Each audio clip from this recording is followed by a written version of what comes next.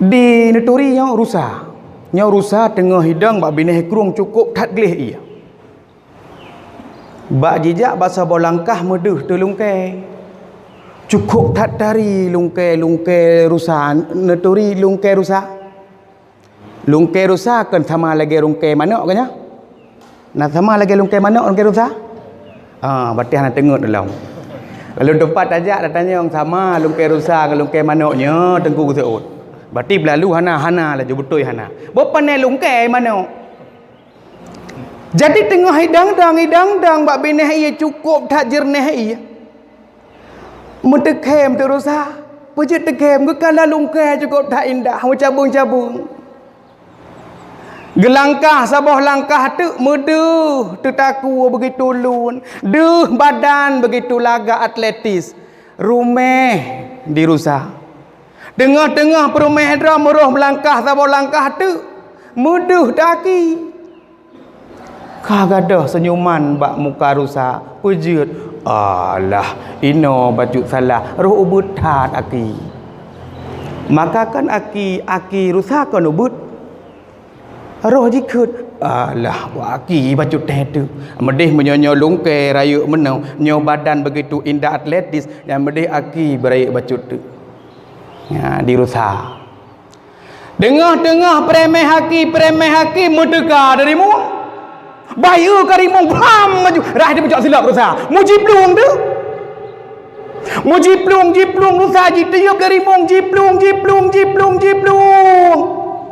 Sip banget ceramahnya sampai poleho jiplung rusa. Cuma takoh haju.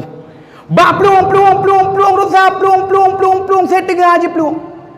Karena aki yang begitu ubud membuat ji lincah jiplung daripada kejar rimung. Hai temung dari mung jiplung.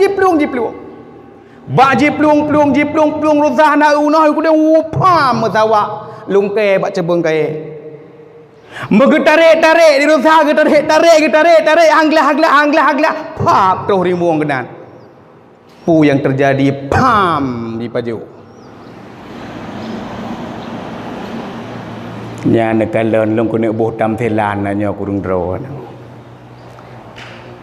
Lungkai nyan lon ibaratkan dunia. Tapi aki rusanya lo ibaratkan iaitu amal ibadah katanya manusia.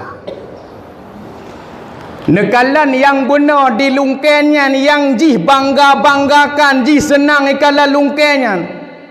Tapi dengan lungkainya rupanya yang mempegah jih celaka, yang meramah jih. Mesawak baca bengkai. Tetapi gaki yang jih remehkan benar. Akan tetapi dengan gakinya yang membuat jih selamat daripada kejaran rimung. Menan ke getanya uronyo. Dunia yang tengah tak fikir uronyo sagai getanya. Akan tetapi getanya uronyo lalau dengan takasur harta benda, kekayaan, kemewahan sehingga tua tabut bak tak kejar harta.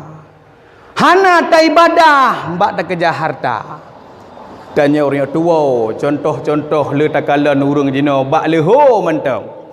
Na gaji jak ublang 200 ribai je pupah si urau. Kekubah leho lamblang. Padahal nisbah dosa urang kubah semayang leho lagi gepoh si ribedro urang mukmin. Sidra tapah urang payah tabayar sertuh boh entah. Entah ulu menyayum 40 juta sabah ni tegan kero ne mazhab kolator.